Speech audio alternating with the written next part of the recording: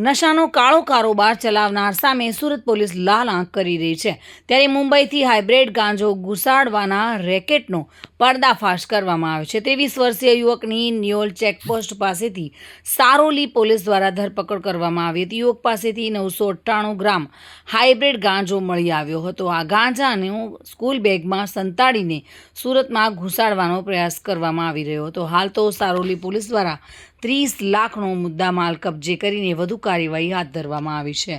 Niyol checkpost ખાતે હાજર પોલીસકર્મીને બાતમી મળી હતી કે હાઇબ્રિડ ગાંજા સાથે એક યુવક સુરત આવી રહ્યો છે અને જેથી જ નિયોલ ચેકપોસ્ટથી પૂર્વ સાબરગામ 4 રસ્તા પાસે આંબાબા કોલેજના ગેટની નજીક કડોદરા સુરત રોડવાળા સર્વિસ રોડ પાસે જાય રોડ પર સારોલી પોલીસે વોચ ગોઠવી હતી। સારોલી પોલીસે બાતમીના આધારે આરોપી કેનિલ સુભાષભાઈ પટેલને ઝડપી પાડ્યો હતો અને તેની પાસેથી સ્કૂલ બેગમાંથી માદક પદાર્થ એટલે કે હાઇબ્રિડ ગાંજો જેનું કુલ વજન 998 ગ્રામ અને જેની કુલ કિંમત રૂપિયા 29,94,000 જેટલી હતી।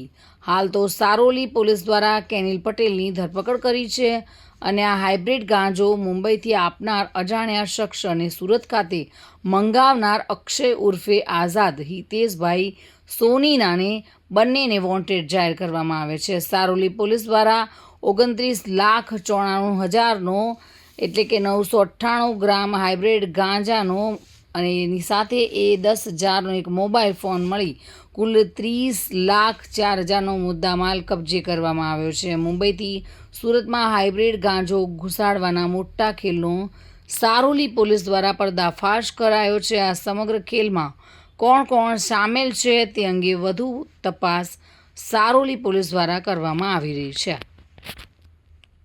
સુનિલ ગાંજાવાલા સાથે bureau report, today Gujarati news.